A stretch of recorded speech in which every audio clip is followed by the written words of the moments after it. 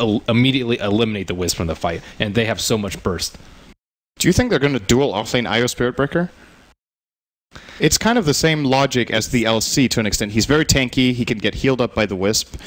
I think it could work. It can be a combo. It's just very tough to say because you generally don't see that combo at all. I just think it's a very hard call to make. But if you want to split up those lanes and you feel very confident in just having a line plus Gyrocopter, which generally, if there's a solo hero... No one can stand against this of their heroes. Exactly. So. But what do you think even if Navi can break up their lanes, whereas they can run something like dual lanes as well, with a Lash plus Sand King, then mix up their lanes? I'm just not too sure if Sand King just alone at off lane is going to be that hero. Well, they might just try and pressure mid a lot and then force the supports to come off so Sand King can get a lot of farm. That's what they generally do versus Shadow Fiend, is pressure him a ton, although I'm not particularly sure about the Dire side. Well, for now, though, it looks like the two of them are going to be kind of buddy-buddy here. We'll see if it's going to be them in tandem for the offlane from here on out or not. But here we go, gentlemen. It's going to be game number 3, the final game in this series. Winner to move on and guarantee at least a spot in the Seattle. The loser going to the lower bracket. And, well, it's going to be myself, Cuddle Guy, and Cinder, and bringing you the coverage here. And I got to tell you, I do like the Spirit Breaker grab. It provides that necessary vision on someone like a Weaver when he's trying to make his slippery escape. Plus, it makes that extra bit of global initiation. And when he charges across the map, you get the setup with the relocate coming in, whether he decides to bring the Gyrocopter with him or not. We'll have to see if it's going to be enough to kind of be that enforcer in the game. And also, of course, I'm very curious for Navi and this Winter Wyvern and how they're going to decide to play it. I mean, it is Soniko who's picking it up again. And like I was saying before, he likes to play it pretty damn aggressive, almost similar in the sense of like how they like to play their Night Stalker. He just seems to be in the face of the mid lane when necessary and kind of just all over the place. And last time he got a successful courier pick, so I'm curious to see if he's going to just be lingering like he loves to do. Yeah, this is going to be a really interesting laning stage, I think. This seems like, if you look at both drafts, do you know what I mean when I say this game looks like it could be really volatile? It just seems like, you know, shit's going to go down as Funnick actually manages to steal this top rune. That is a really, really good start for Navi, getting both runes, denying it from the Wisp so he doesn't get the fast bottle. Off to a nice head start. Of course, Boogie will be getting it from passive gold in 40 seconds, so not the end of the world, but definitely a big boost, especially for Funnick this early game. And they're bringing the trees, so they're probably going to be doing some jungle backing here. For an Nymphy for sure. That's also the right thing to do. Absolutely. Now, Nymphy back in the mid lane here, and on a comfortable here on Shadow Fiend. There's Soniko suddenly. He's trying to add out the aggression, but it looks like maybe it's something 4 anchors anticipate, and they're going to be keeping the Wisp nearby just in case. So almost a bit of dual-on-dual action here. And we've already seen what Dendy can do when he gets advantage, but that means Trixie's going to be stuck at his own here, and he's trying to man fight onto him, but he's going to get hit pretty damn hard, and it seems like he's going to be using his salve already. So now just stuck down to 3 tangos.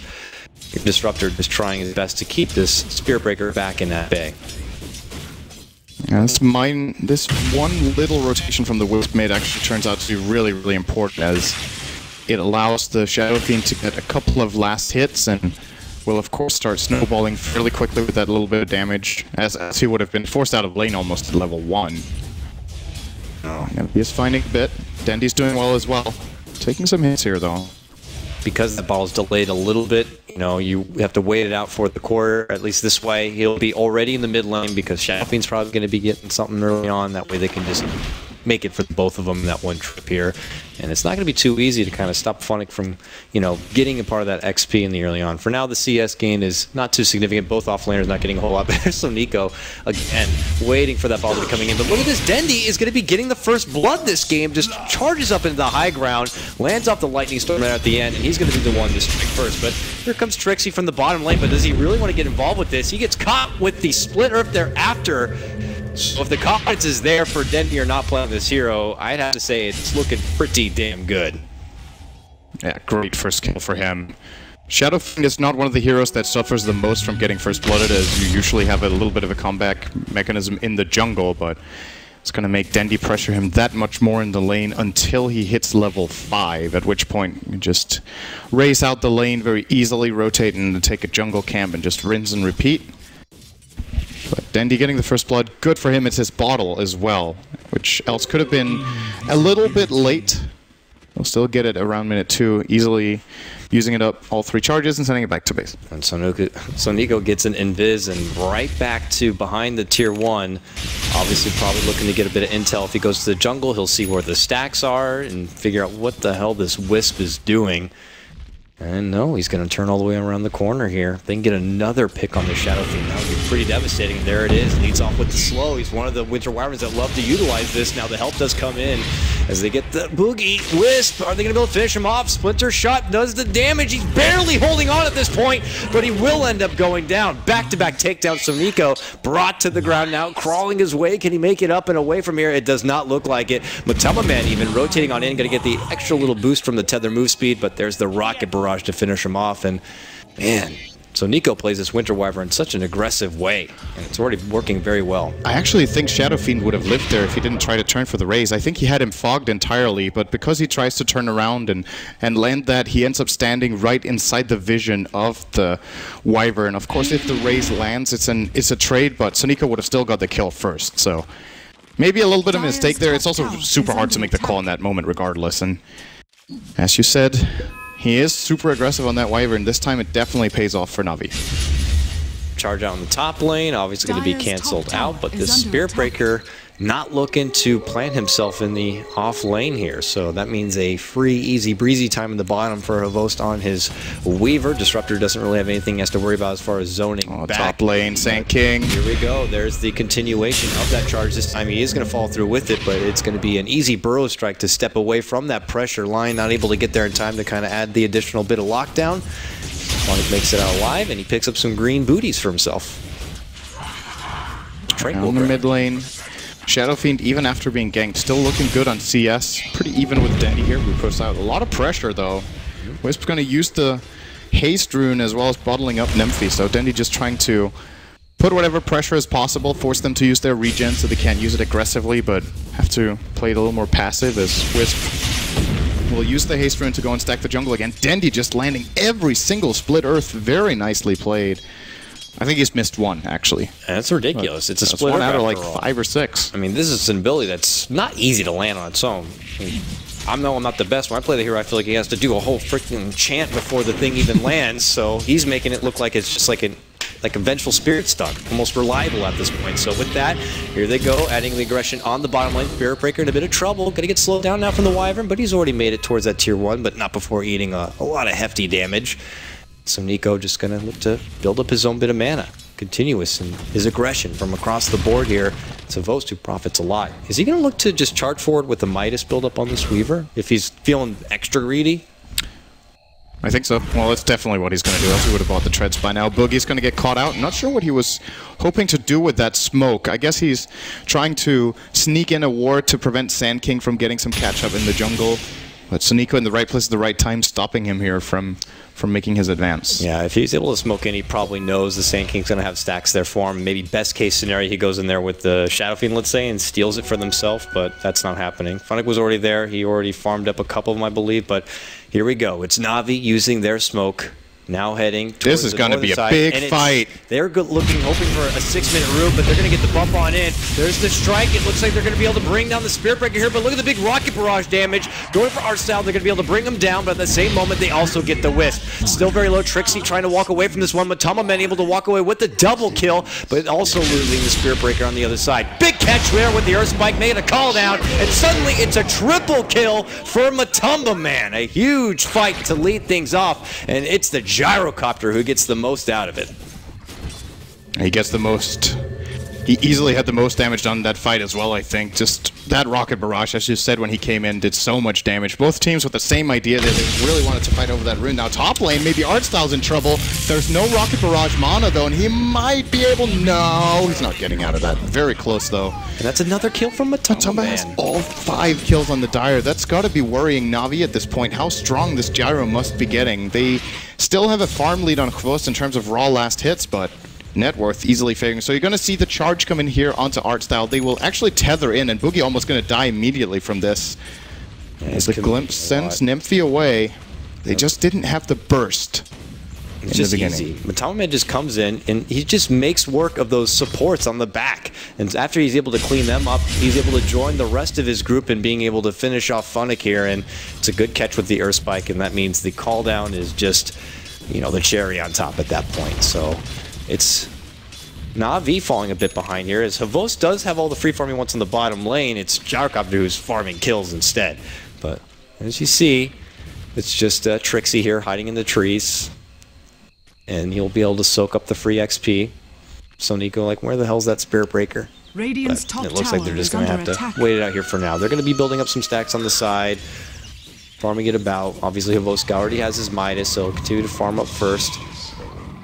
And something that's important to look at now is hero levels. If you compare the support levels on both sides, the Lion actually level 5, almost 6 already for the Dire side. Wisp level 4 compared to the 3 and 4 on Wyvern and Disruptor. However, Spirit Breaker only level 4 to the 7 of Sand King. So some interesting discrepancies here, which I guess overall might favor Navi because Sand King level 7 is really powerful. However, don't disregard the importance of course, getting a fast Finger of Death, setting up some very key kills. Can pretty much, he can almost pick which hero he wants to kill at this point. Almost all of them die to Earth by a Finger alone. Just needs a little bit of backup.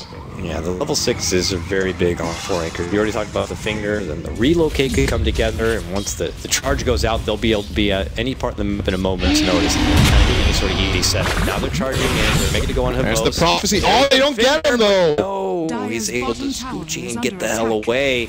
So close yet so far. The Weaver will live on.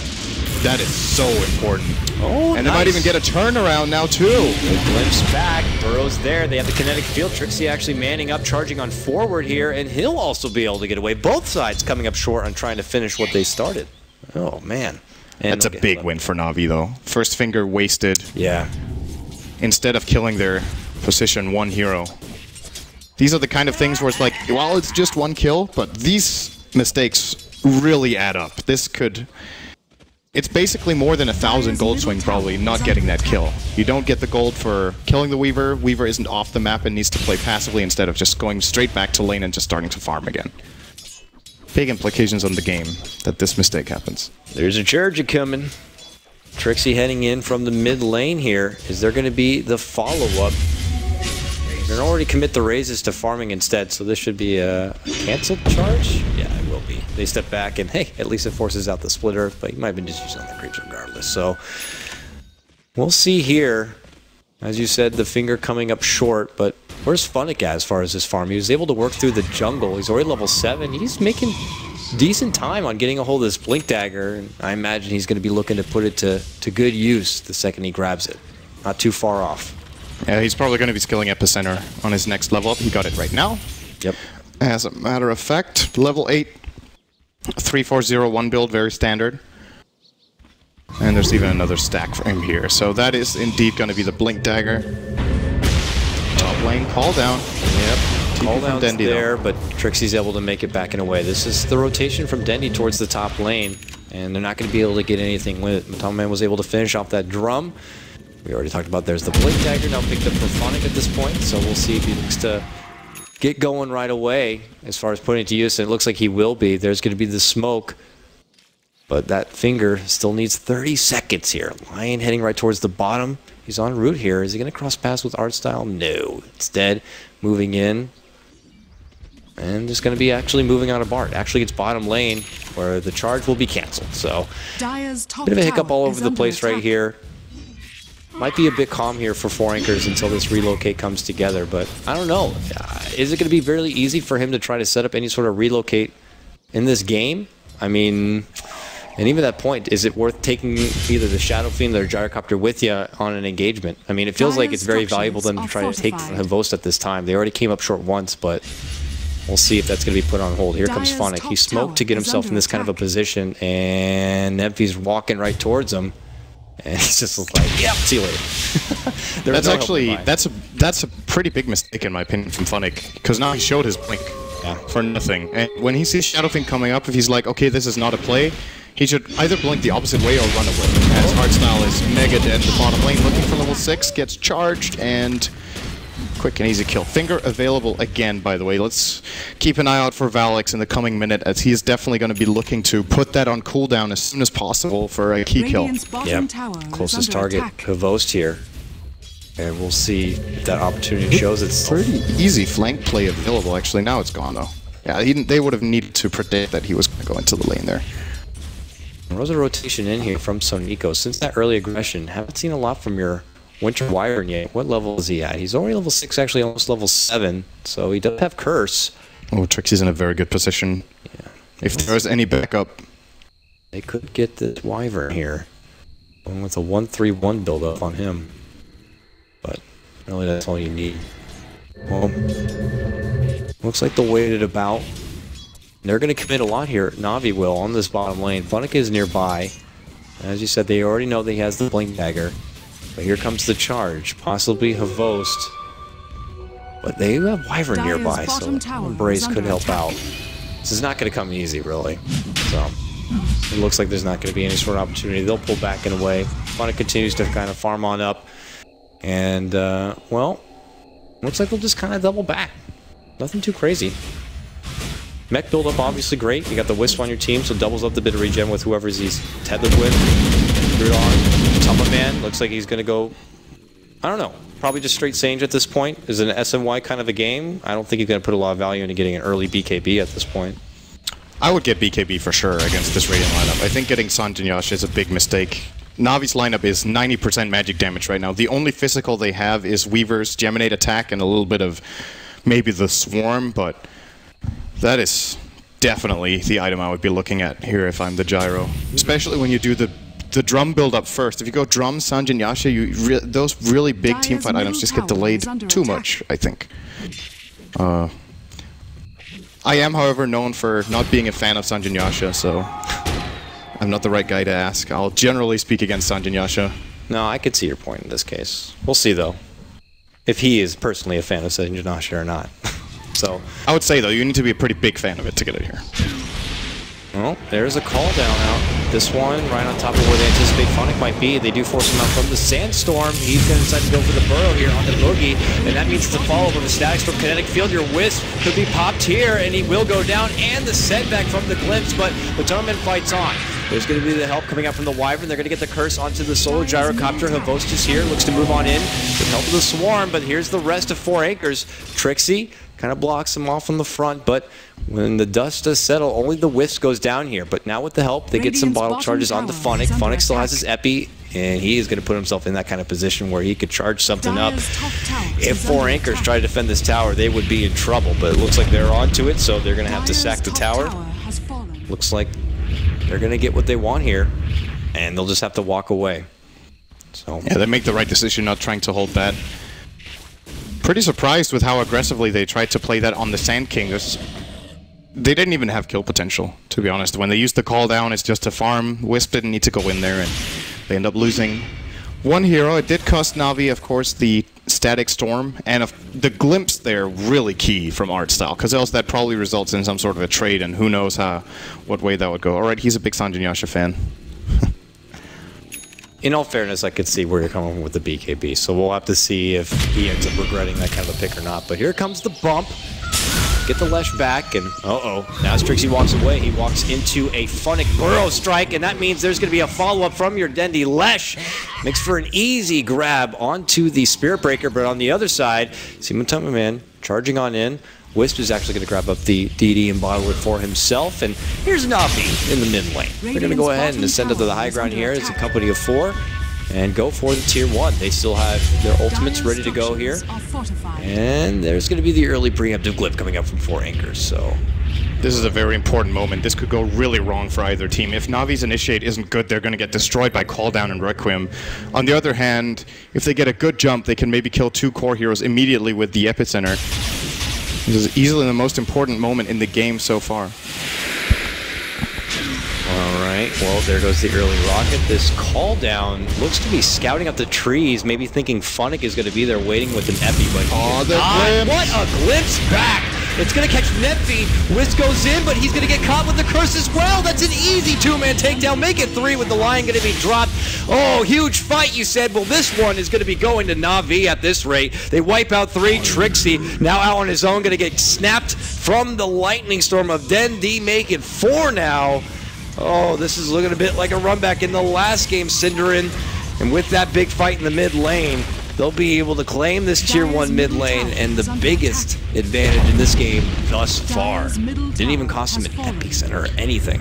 I thought for sure that Boogie was going to try to relocate out the Shadow Fiend the moment this glimpse comes. So if you look at it right here, Wisp is level 6 standing off to the right. Relocate could be cast right now as he tethers in, but he just takes the tether and overcharge. He's going to jump into the silence of the Static Storm, and because of that can't use the relocate. Funnick gets a really good jump, 3 very quick kills, and then perfect cold embrace from Soniko on what would have been at least the 1-kill trade for ASC could have had hoped for there. And Navi just executed that very, very well. Yeah, and Funnick did use, of course, that epicenter, blinking from behind, catching it. But okay, here comes that first relocate, really, of the game, as they're able to finish off Funnick. You gotta remember the last fight, the call down wasn't available. He used it to try to scout out where the Sand King was, and I guess Navi saw that, and they knew that it was going to be their time without that available. Now, looks like Wisp is going to take his little lion friend back from whence they came. So a nice little soul pick on the Sand King, but pales in comparison of really what Navi got out of that mid lane. So with that, Dendi now has his Bloodstone again early. And, well, we'll have to see. 4 Acres, pressure on them to make their comeback. They go on the tier 1 top, they make that big fight mid, get the tier 1 mid. Now it looks like bottom is going to be next on the docket for him. One thing you need to consider as far as net worth goes is that Sand King is just getting way more than the Spirit Breaker, and he can look to go for some luxury items that can make a very big difference. Force Staff is almost completed for Funnick as Trixie is showing off his Gloves of Haste right now, minute 19 on the Spirit Breaker. Pretty much has absolutely nothing to show for himself right now. And look over the Navi side, Sand King can keep farming. It's one of the advantages of this hero, and Navi really got away with it in the laning stage without getting punished too hard with the setup they did. Funnick's Force Staff is now going to be purchased along with probably a TP scroll to get himself ready for another fight. When is the right time to pull out something like this offlane Sand King? We haven't seen it a whole lot in this qualifier. It really made a strong, I don't want to say its debut, but the first time I remember being really impressed was, I believe, Star Ladder Season 11 Empire, and Yoki in particular pulled it out, and it was awesome. But, you know, other than that, and through this qualifier, we don't see it enough. What kind of game sets up for a really good kind of offlane Sand King? You know, if the enemy supports aren't very strong and can zone you out very easily, or if you have good dual lane / rotation possibilities, it can definitely work. As I'm hearing it. Oh, there it is. Speaking of that Sand King, he gets a big epi onto the mid lane. Boogie trying to help him out, but again, he might have brought himself into trouble. Now, they don't need to glimpse back Boogie, so they're going to try to set up a secondary kill on the Valix. That kill won't be there, but they do secure the one onto Boogie. So it's a 2-man drop. Navi again finding the opportunity. Look at this, Havost doing Havost things, looking to come in from behind, pops his own BKB. Can he get the sweep up kill onto your Lion? Yes, he can. Now the bump back from the Nether Strike comes out, but obviously he's not going to be doing a whole lot. All the meanwhile, your Dendi, Leshrek pushing on in with the Edict. Looks like it could be for a tier 2 takedown. Glyph is going to be popped. All the meanwhile, looks like Nemphy is going to be able to get the tier 1 for 4 Anchors in the top lane, but obviously it's Navi continuing to get a lot more. 3 kills plus a tier 2. This is looking like another game where Navi potentially could be running away with this. We'll have to see. 4 Anchors are going to be able to make the fight back. You got to remember at the start of this game, what was it? Matama getting 4 or 5 kills right off the bat. It was looking really good, but all of a sudden, one big team fight towards the mid lane of Navi, and they continue to hold the power curve. I think they're just misreading the situation for ASC as well. Nemphy is going for the BKB on the Shadow Fiend as he should.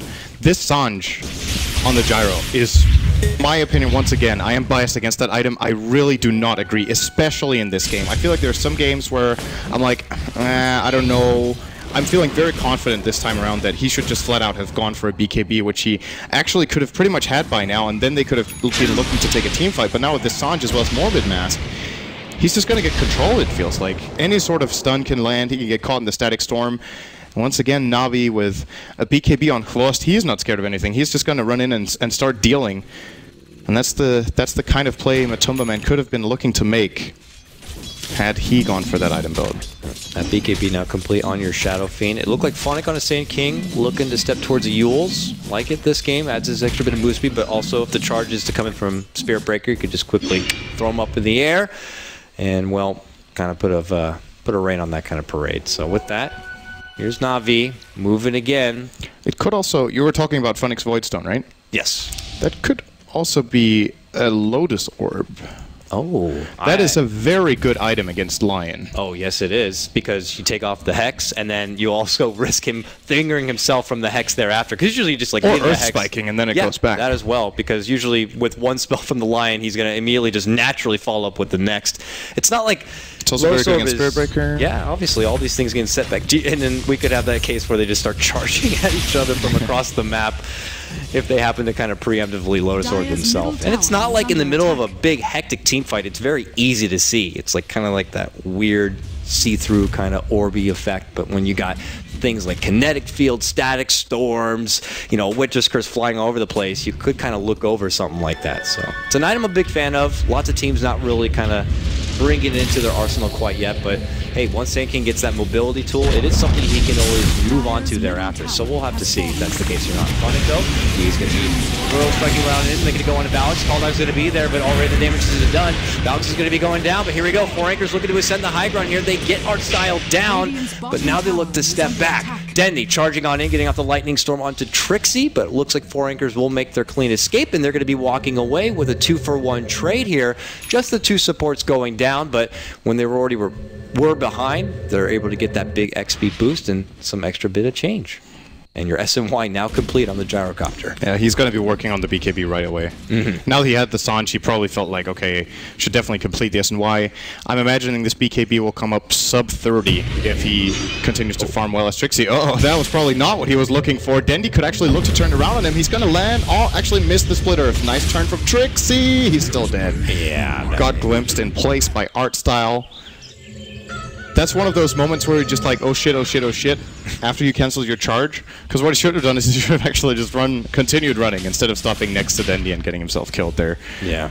We're going to see it here. You just continue running to the creep wave top, and you're safe. Stop maybe by a secret shop and just hope you find a way. And just TP out. Yeah. Well, not the case this time. He's going down, but look at this, a breakout fight here, and they're going to be able to get the kill on Dendy. So look, they get redemption for their Spirit Breaker here, but now BKB going to be popped here. Coming out, Vos gets the Courier, and now he's going to time-lapse his way out from here. But can he make it out? Here comes Patama Man with the help of Boogie.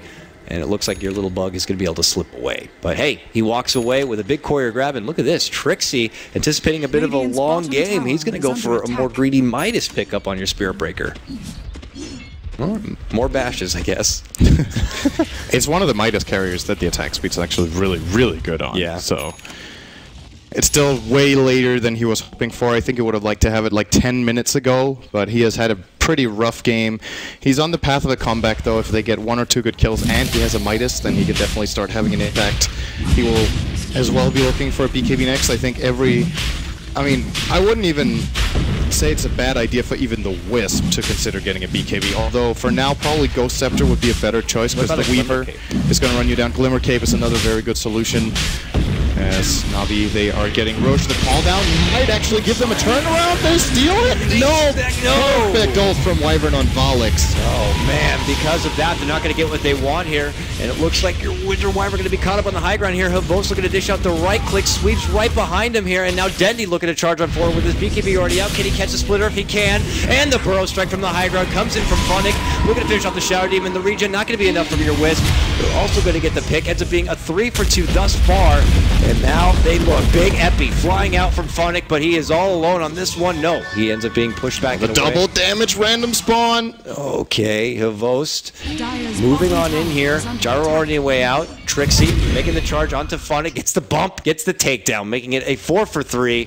Havost doing the Havost thing. He's charging in the base. No, he decides to pull back. Okay. Sanjin Yasha was really good there. He had so much move speed, actually was able to. I'll admit it when I'm wrong. Like, that was a really good moment. All they even get was he overstayed his welcome. That's such a key kill, too. It goes to the Gyrocopter, who now suddenly almost has his second Sanjin Yasha. He's going to buy BKB, I promise. There we go. Ogre Club, what do you think? Do you think it's a halberd? I don't want to say, because then he might actually get it.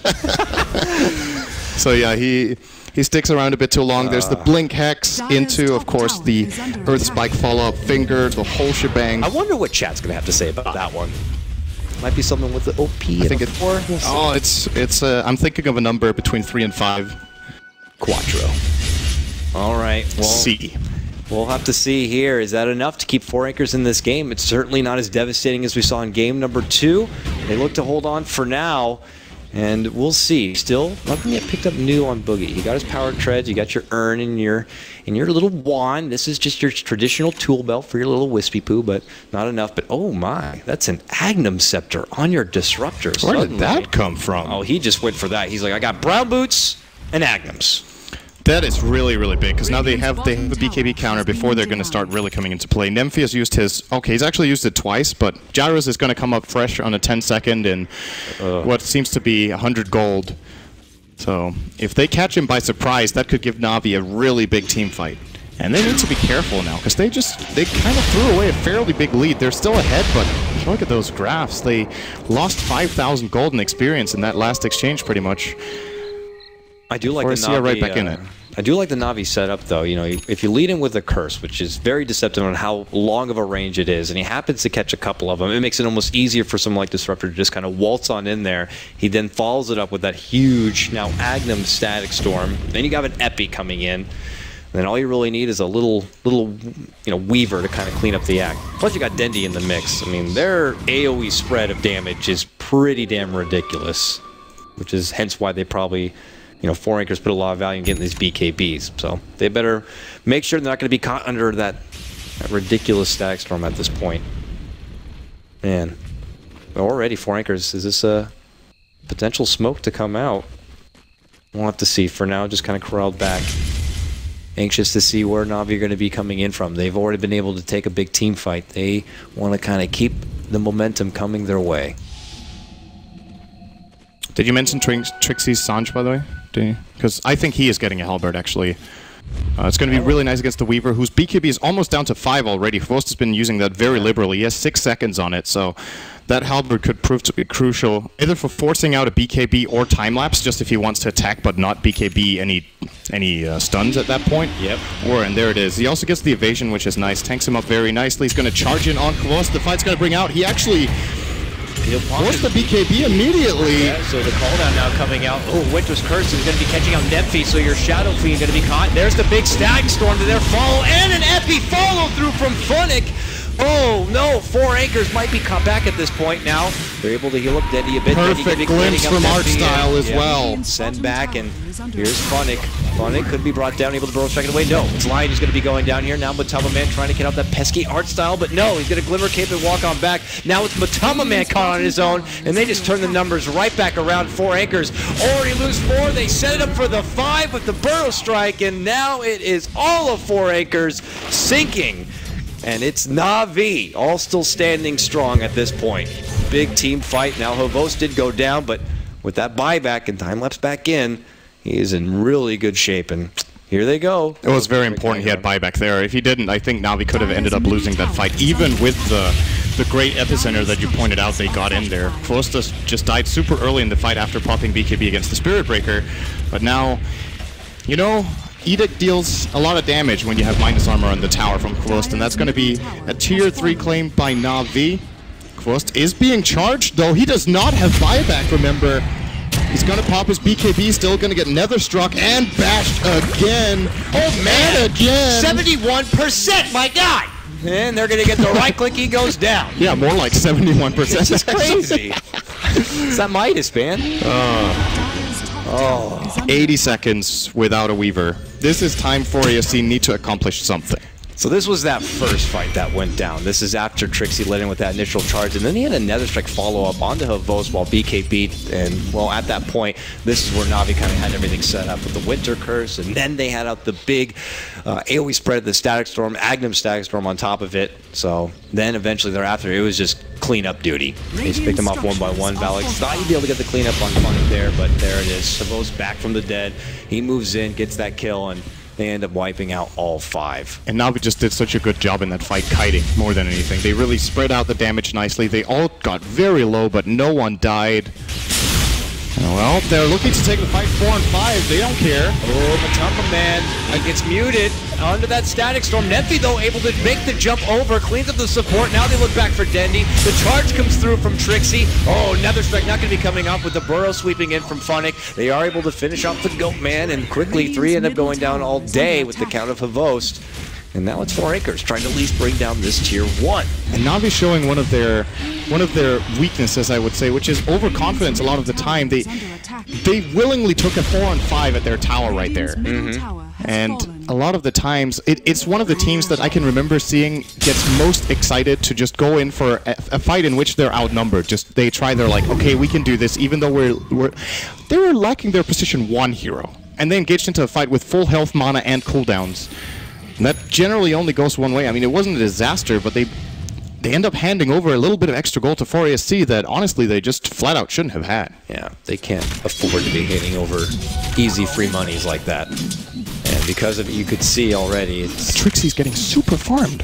Where did that come from? Remember where he was in net worth? He was below Sand King. He was like 2k when Sand King was 5.5. He has overtaken him with Midas in a couple of good team fights, and this Spirit Breaker is looking to become a pretty dangerous core in this game. And all of a sudden, Navi, they have the Lesh and Weaver still with good farm, but Spirit Breaker threatening to become a 3rd physical damage core for ASC come mid-game. Or late game, rather. We're closing in. Hey, that Midas is working out for him. He continues to build up more and more money. So what does he go for next year on your Spirit Breaker, considering he's building in that much farm? He's got like, what, 20-some-odd hundred gold already build up? But yeah, the BKB there. All right.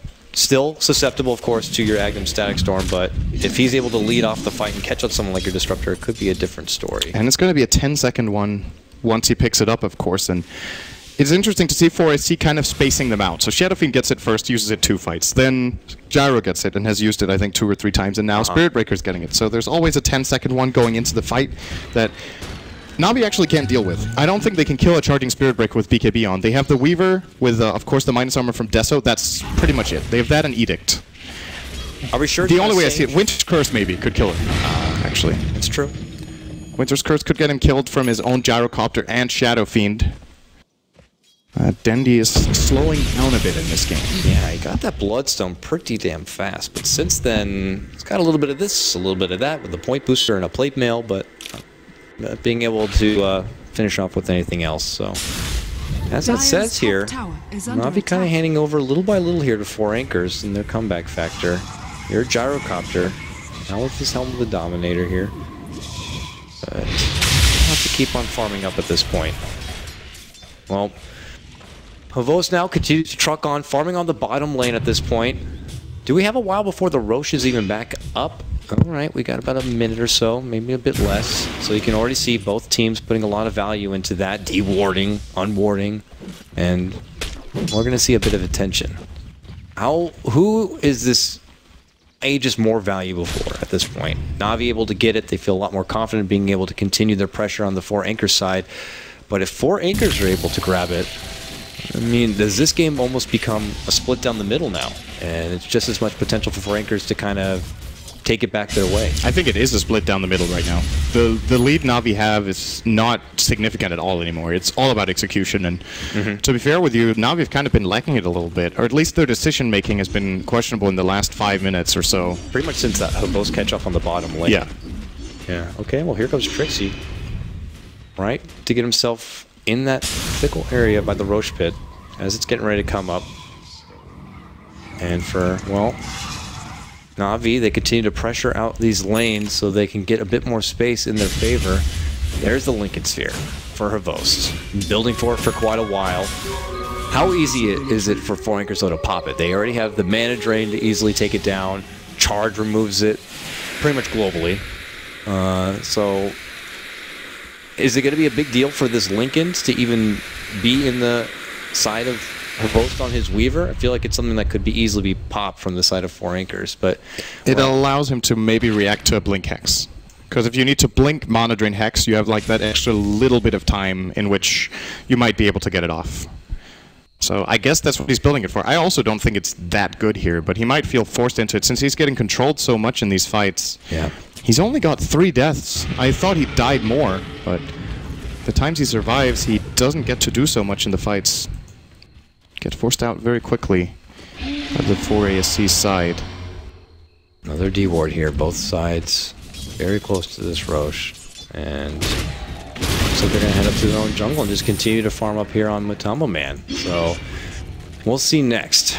Is this the kind of game for your gyrocopter to just continue trucking on forward, finishing out possibly your Satanic on top of his Helm of the Dominator already? He's got about 2k gold saved up. Just looking to build in a bit more damage, or does he hold off for now and maybe consider going for an MKB at this point? It's not like... Butterfly is really good for a couple of reasons. It's good against the Weaver, who doesn't have an MKB yet. And I think it also works against Winter's Curse, correct me if I'm wrong, but I think you still have the evasion against your own allies while you're cursed. I'm not 100% on that, though. I don't think it will say there if it mutes or not, but I would be pretty certain it does not mute. I think it doesn't mute, so there's some value to that. Well, here's Navi already in the... And also gives him Flutter, so he can actually he can run the same speed as the Weaver when he has Flutter running, so that's true. It's pretty decent. Okay, we'll see This here. is a big play. So Nico might almost die before we even get started. He has to Glimmer Cape defensively because Roshan is in a bad mood today. Bashing the hell out of him. He is going to step back and heal on up here. Now they throw out the they're still Storm, getting it. and they just take it for free. Oh, and a bit of bonus on the side. They get the Yules off, and it makes for an easy kill onto your Lion. And it's not like he has a buyback right now to just kind of come back and try to get a fight their way. He's out for 50 seconds. Ooh.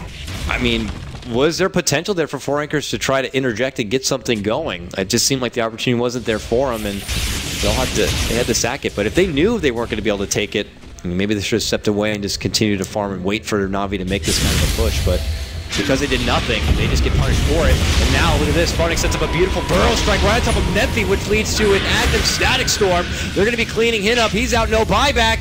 Oh, this is disastrous for 4Anchors, but Tomoman going to be forced to BKB and step back. Trixie muscles his way in, able to finish off that Disruptor, but he already used everything he could. A brief sidestep relocate is not going to save out Matama, so he's going to be forced to immediately buy back. They're looking to make it go onto Trixie. Trixie could be brought down, gets one last bash before he does get dropped.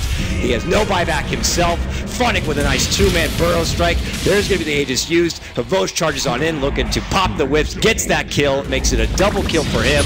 Now he's looking to go for Matama Man. If he's taken down, that's a dieback for him. Valik's able to get off the finger onto Havosh, but Havosh still stands, and with that, he's going to be able to crawl away. Now Matama Man looking to re-engage, going to take down the call down. Good damage on the Havosh. The missile going to connect here. Glimmer's going to save him, but they're still going to get the kill nonetheless. Matama Man still looking to hold strong, gets his own double, but that's his dieback. And now it's Funnick, barely alive. Valik's not going to pursue. Where is he?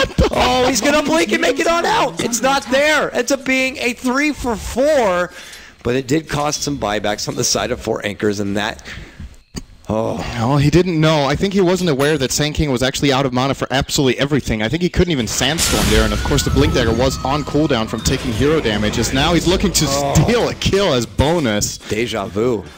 Maybe he was worried what happened in that mid lane fight not that long ago where he thought he was going to get the kill on Funnick and just turning it right back on him with the burrow strike. So we're going to see this burrow jump from Funnick is really crucial. They chain it up nicely with Dandy before Nymphy BKBs. The relocate again from Boogie. Too late. Yep. He gets it off here. He's got to be faster in these relocates in every fight, it seems like. Now, considering how far behind already in the fight for ASCR, they're actually getting a pretty decent fight out of it all in all. I thought the game was pretty much going to end here, but Tumberman dealt a lot as Dandy gets caught out. Oh, wow. That was a relocate to the mid lane. A lot of charges. Oh, Funnick, though, closing the gap. Force Blink on forward. Gets the stun to Trixie. Trixie now getting Trixie going for the TP, BKB. No, not happening. Winter's Curse going to lock him right there. And they get the glimpse back into a static storm, but that has no kinetic field, so NAVI going to be walking right out from it. And look at this. Trixie still holds strong. Funnick going to step back with a burrow and his epi. Self-Yules. And, well, he's able to blink away. Very heavy on both sides as they trade back and forth. Now Trixie's able to burst away. No! Gets caught with the burrow strike. You're not going anywhere. He's going to go down. This is a bit of a hot mess coming on out. This led in with 4Anchors, starting off with a good pick onto Dendy's Leshreck, but they end up losing Trixie as well. So, what a roller coaster. It really is. Trixie does have buyback if Navi try to push this as, this charge. Ooh, no. Denied. Blocks him right off. Makes for an easy cleanup. Now they're going to be pushing out the mid lane here. if they wanted to, they could try for mid. I don't know. Does Dendi have Boots of Travel? Because, yes, he does. They might have been tempted to try for that, to be honest, with Trixie on the sidelines, but he is one of the heroes that still does have buyback for the Dire. And maybe the Navi are thinking, okay, let's calm it down a little bit. Let's buy our items. Dendi currently sitting on 5,000 gold. Probably going to finish his Shiva's Guard with the plate mail he has. I mean, I can imagine a couple of the other heroes also sitting on some decent amount of current gold. I'm trying to find it. There we go. Yeah, actually, the heroes are actually very rich right now, so... Yep, then he's going to buy something. He is out of current gold. That's his Shiva's Guard, I do believe, flying down. Or it's, all right, Octarine Core completed. And there's no AA in this game, so he's definitely going to be healing. Yeah, no AA Ice Blast this go around. And what that means comes all the extra sustain, all the extra hit points. Very good grab. All right. 4 anchors. Can they hold here? It's game 3. Navi feeling pretty damn close to securing that trip to Seattle. It would not be a TI. It feels almost about Navi being there, but that might not be the case. And look at that Funnick able to finish out his sheep stick. He is so rich on that sinking. Really is. He overtook Trixie again. That's a pretty good inventory on mid at 43 sinking. Pretty good. Glimpse. PKB. Broken. Right? Wait, where? I mean, we didn't see it, but I imagine so. Okay. But I don't see a BKB used. Was it on Trixie? So, okay, here we go.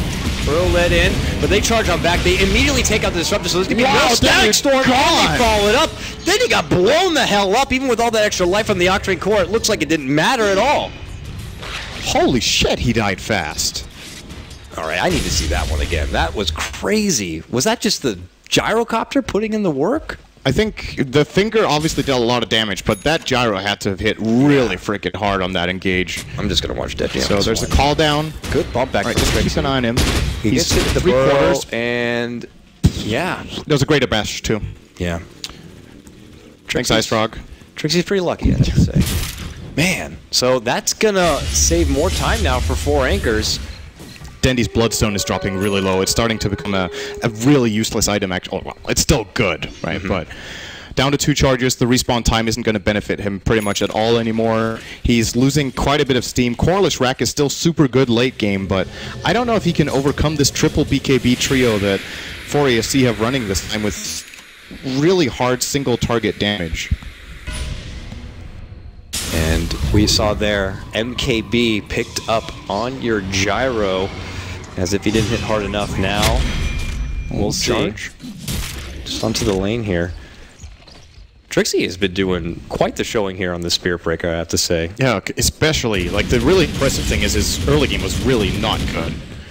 He had a very hard time, but he's pulled it back when it really mattered. There's a Daedalus for the Weaver. Okay. So Kvothe is going to start hitting very hard as well, and this is the kind of thing I feel like where Winter Wyvern could just be the absolute MVP for the remainder of it. Cold Embrace becomes exponentially more relevant now, where the heroes are hitting so extremely hard, but it's still a full damage block. Winter's Curse starts dealing so much damage because everyone's scaling so well.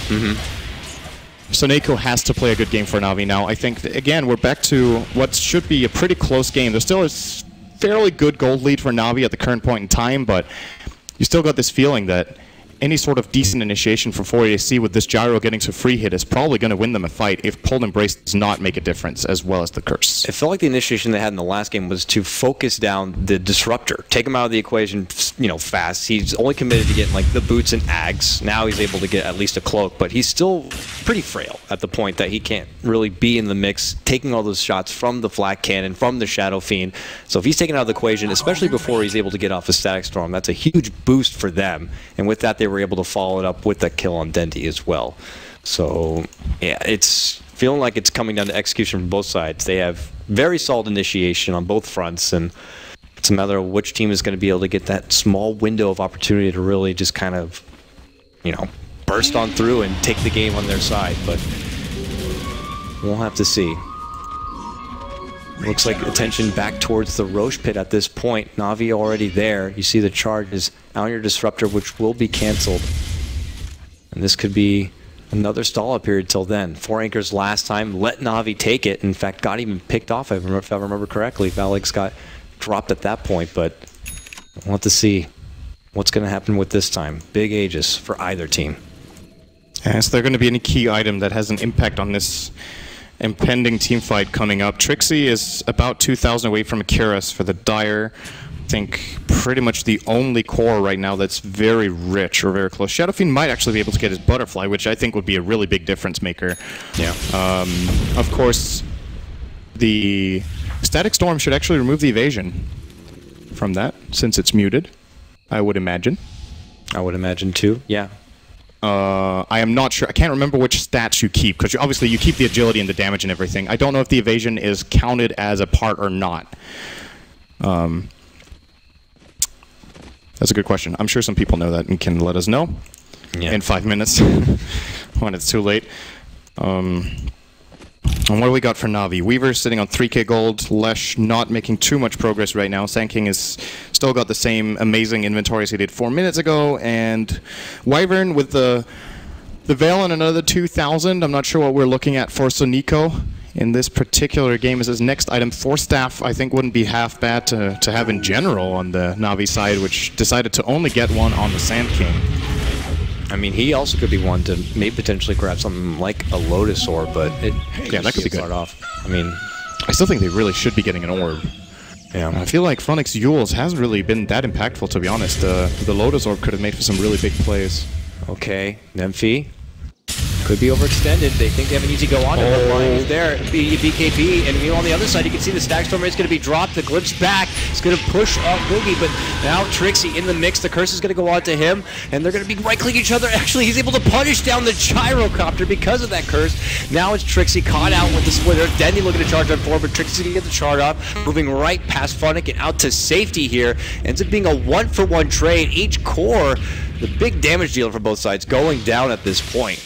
Now, seconds before Roche is going to be popping on up. I would love to have a replay of that right-hand side of the fight. I think you were mainly focused on the left, but there was a battle between Hvost as well as the Lion and Shadowfiend. There, a little bit of a skirmish going on off to the side. I hope we can get to see that again.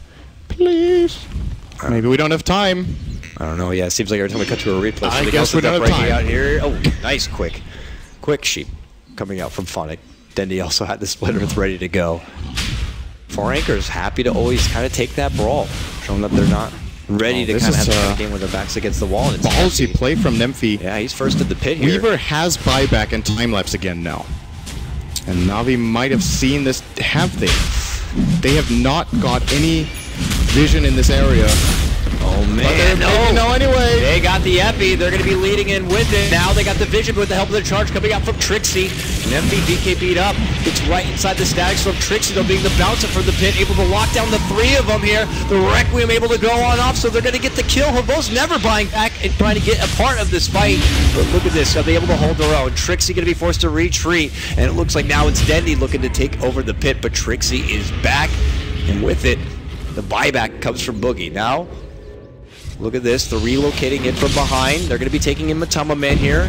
Yep, Burrow. Nice stun from Dendy. Big stun leads to a Winter's Curse. Even the neutrals getting on the action here is now Matama Man charged up. BKB brings out the call down, and they get taken away. The relocate's going to send them right on back, and now it's Alex on the run with Trixie here. And it looks like only Funnick was really the one brought down. Yeah, this is a Roche for Navi. And now, yeah, because of that, they're going to move right into the pit and just finish off what was once started from Four Anchors. And they're going to be the ones with the Aegis. They're going to give it to Weaver. Then he takes the cheese. He could buy his Shiva's guard now. With the cheese, he might feel confident that he doesn't need a buyback. And he does. It does not remove. Mute does not remove evasion. All right. Yeah, I knew it. It's just like one of those things that you feel like there's like those tiny little disciplined rules. Well, now with that, Four Anchors, they'll get their Shadowfiend back in 15 seconds time, but Navi obviously got to feel confident almost having the sixth man on their side with that Aegis. But I don't know. Four Anchors have shown that they are able to hold strong. What is their primary target at this point? It's obvious that Navi are going to eventually come to their side. Is it once again trying to isolate, take out someone like the Disruptor first and foremost? But I think if they kill him before the storm, that's actually very, very important. So I would say so. Either you jump and kill the Disruptor fast or the Sand King. Well, there's just so many problems they need to address. I feel like the Wyvern in these last couple of fights, the Cold Embrace has really been huge as it needed to be for the Radiant. So he could also be a good pick, might actually be the best. Even if you get caught in the Static Storm, if you've at least pre-popped your BKBs and blown up the Wyvern, you start having free targets that your Gyro can just lay into. 4Anchor's rid of that high ground vision ward. Their mid lane racks already exposed at this point. They gotta look to hold on here, otherwise they will be paying a trip to that lower bracket. Here comes Navi. Obviously they're gonna let Havos do his thing out in front. He's got the time lapse ready to go, still with an Aegis in hand. Oh, the rocket's coming! Stop it! Get it, Dendy! Got it. But it's not gonna stop Navi from pushing in. One little rocket's not gonna be enough. This is just a very delicate time, especially for 4Anchors. Another rocket, look out! Get it, Dendy! Get it, Dendy! Get it! Get it, Dendy! You got it! Damn, Dendy.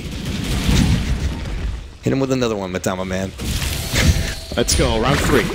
Alright, they pop the Lincolns immediately, followed with the Hex. Does the stun lead in from Phonic, but he's not going to get the Epi to lead in there. Curse is going to be catching him a Matama Man, but the Requiem is able to fly out. Huge damage on your Winter Wyvern. Can they get the Disruptor? He's able to get the Stag Storm, but it's not an effective one. Now Matama Man and Epi both charge on in. It's 2 split fights. The big Epi filing on forward. Not going to be finishing it off. This is a hold coming out from 4Anchors. A desperate TP comes out from Dendy to get him back into the base. Him and Havos, the only one standing. And my oh my, it looks like they were Alex might be trying for this blink. This chase could be not over yet, and Havos just starts farming in the middle of nowhere. Oh. Blink is available. He could blink Hex. Blink.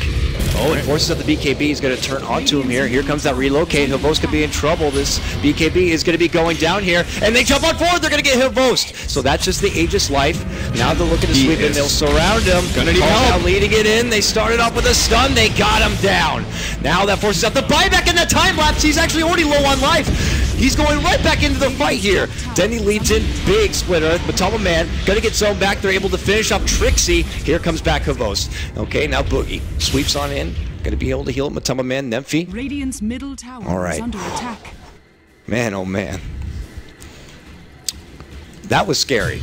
These fights are super tense. Now, Navi end up losing 2 and buying back 2 as well, so losing a lot of gold there. As 4AC bought back no one, I believe. They actually just took a pretty clean fight there. Oh, actually, maybe... no. No buyback. Havos can't make a mistake in the next 6 minutes. Else he's out for 2 minutes and they're going to lose probably a lane, if not even more. Needs to be very careful. They put back the Wyvern to try to save Havos on the Aegis life, but it was too late. It was another fight where 4Anchors... See Hani writing a 4 in his notebook. He's taking notes for the post-game analysis. Okay, as we see here, they get the first life of Havos down. He obviously comes back now. They're going to quickly burst him down. It does cost them a lot. They already commit their call down and everything. And with that, there's that buyback. Could have... Oh my god, yeah, that's so ice cold. I can't believe he did it. Yeah, he bought back at time lapse where he only had about half life remaining, but he is able to make it up to the north. Now, Dendy cleanups the rest of Trixie, and you see that they are going to be able to make it away with Matama Man and company, but that could have gone very different and very bad for Navi, but works for them. They're able to hold out. And in the fight push on the mid lane, 4Anchors once again were able to target both the Wyvern and the Disruptor right away. Wyvern was brought down almost immediately, almost stalled out a bit with his own Yules. Disruptor was able to get off a Stag Storm, but it was a very ineffective one. So once they're able to get those two backstab out, and it's their opportunity to kind of clean up the rest. But as you said before, these fights are very, very tense. We've got a situation where the current gold is going to start being important because heroes need to have gold for buyback and they need to be able to get those next items, and that's just favoring the Dire pretty clearly. Gyro could start building toward his next item as well as having a buyback at the same time. Currently a 3,000 surplus on him. Question is what Matumba looks for. I mean, when does it get to possible rapier territory? I mean, I know there's no luxury of getting an Aegis anytime soon here, but hold that thought. They look to move in. Meanwhile, they're getting the charge on the mid lane, trying to go for the Wyvern as they zone back Havos on the high ground. As you can see on the left-hand side, Nymphy starts charging forward, looking to finish off Sonico. Not going to get it as he Glimmer Capes and walks on the way. Matama Man looking to sweep on through, catches up Disruptor, who does go down. He gets his Stag Storm off, but there's going to be relocate back to the other side here. Now they move on forward. They're going to be able to get the pick onto Funnick. They take 2 from NAVI. Trixie gonna get zoned back right here, but not finished off. So here comes 4 anchors. Now looking to sweep on 4. NAVI committing the blink. Are they gonna be able to get the catch here? Oh, Trixie thought about doing with the charge, but it is gonna be preemptively canceled. So they grab the Disruptor and the Sand King both out, no buyback, but it's not enough where 4 anchors can really move into the base. Yeah, they could have. I think they could have looked to take the tier 2 here, at least with their 5-on-3. And even if NAVI have buybacks on those 2 heroes, I don't even know if it's... I guess it's possible they could have. Yeah, maybe just play it safe, actually. Or, oh, is Shadow Fiend looking to hit it a little bit? No. Going back the other way. Now, gold, once again, ready to be used. Shadow Fiend, 5.2k, Gyro, bought something. He bought, I guess, an Eagle Song? No, he's getting his full Satanic flown out. Tanking up nicely. Will have a very easy time healing up with his Satanic, I feel. The only way he doesn't heal is if the target is cold embraced, in which case I do believe it doesn't work because you don't deal damage, so you don't lifesteal, but in any other situation, he should have fairly easy access to hitting heroes. I think Navi's currently playing without any Ghost Scepter, which is honestly pretty surprising when you're facing a Gyro, Shadow Fiend, Spirit Breaker 60 minutes in. Ghost Scepters become extremely valuable. Either that or the Force Staffs we talked about earlier. Could see Dendi even looking to maybe make an E-Blade in his cheese slot. I feel like they really need some more physical protection for their heroes. They just die too fast. Dendi's going to spot Matumba, and vice versa. No. Going for the Shiva. Oh, now they He's going in. Oh, he's going in with his BKB pop, but same with Matumba Man here. He's dishing out the right click. Got to get the help from the Embrace. Now, call down on top, but not going to be very effective. Plus, they get the help from the Glimmer Cape here. Throw out a casual rocket as they step back. They're both looking to move on forward here. NAVI pops his own BKB, and now they charge in. Blink and Requiem going to be doing work. Can they finish off Funnick? They sure can. And now, as the stash is going to be dropped right on above, it looks like they're going to be so back. Artstyle going to be easily cleaned up here from Matumba Man as he charges on forward for Havost. Meanwhile, on the other side, you can see Dendi looking to move on in. NAVI got to be bursted apart right now. He gets his own mega kill streak. He's looking to clear up the Wisp. Meanwhile, Havost getting focused back, gets hit with the rocket. Valak's looking to soak up some mana so he can follow on through with some more lockdown. There's the bump on in. Havost could be caught out here. The rocket going to catch with the cold embrace. Got to keep him alive for now. They're waiting for him to kind of melt on through. Glimmer Cape, Sakuchi, they move in, they get the grab, Lion goes down, Havost on the run, another rocket's gonna be there, will it catch him from behind? No. Wickets is gonna be popped for that. Another cold embrace comes out from Sonico. Now they want to rid of the dragon. They'll be able to burst him down here. A call down flies through, and Dendi looking to charge on in, gets the cleanup, taking out Boogie, and now Matumba Man trying to go for the TP, not gonna be there, gets caught with the Split Earth, and it's now NAVI who come out on top. Alright, I think Sonico just won that fight 4 times in a row. That was Cold Embrace, ridiculous. Glimmer Cape, four times in a row he saves Frost, who's playing it super aggressively. I want to say he's playing it too aggressively, but he gets away with it when they have this combination of heroes and abilities. And wow, that was absolutely incredible from the Wyvern, and really goes to show why he needs to be targeted down first from 4ASC. He saved that so hard. They do not have a gem against the Glimmer Cape. They do not manage to lock him down and take him out, which they could have honestly done like 30 seconds earlier. Rose just bought a shitload of time. Buybacks coming out from Line as well as Gyro. And now Trixie looking to charge on in, but another Golden Embrace going to be there here for Dendi. And once they see the one buyback come out, only from the Lion for now, they'll step back a bit, but now they want to re-engage. It looks like 4 anchors might have to sacrifice this mid-Rax here. They only have 5 seconds left on the Shadow Fiend, so they might as well wait this one out. Boogie's still gone, 20 seconds, no buyback for him. Roche now up here. So NAVI. Oh my. They go for it. God, where did that come from? Suddenly a wild refresher appears on your Winter Wyvern. Double Cold Embrace, double Winter's Curse. One was enough, but now he has to die first before ASC. Yeah. I think Sonico, he has really been stepping it up when it mattered the most in this game, and now he's got a much easier time performing his tasks as... Oh, no, high ground advantage for NAVI. They're just going to drop everything right on their head. It is absolute chaotic destruction for them. Unfortunate timing. Epic cleanup. Oh, man. Over. The ship has sunk. A desperation couple of buybacks coming out for Shadow Fiend and Trixie on his Spirit Breaker. But I think the damage had already been done. What convenient timing. 4 anchors clearly anticipating that NAVI were going to be already working with that Roche, but no. They were right there at the secret shop, ready, willing, and able. That was actually a 0 gold difference going into that fight. That could have been... It's unbelievable. Like, there's no difference in gold, and it's the 5-0, just... It's positional advantage and nothing else, and Navi just completely destroy them with their ability usage here. Oh man, that was the fight to end all fights. And with it, they wipe out the tier 4s. They're going right for the juggler. Trixie, his last hopes as he charges on in, is able to bump them back. There's your first Winter's Curse, so Nico. Let's see if he looks to follow it up with more. NAVI gonna get dropped, and that is the game. There was hope there for a while for 4 Acres to hold strong. They did good work isolating and catching out the supports there for a couple of the pushes, but then that long-winded fight over on their side, you saw Sonico do embrace after embrace with glimmer after glimmer. And it was like after the 4th time on Havos, they finally turned back towards Sonico and they're like, that's it, we've had enough. But by then it was just too late. Man.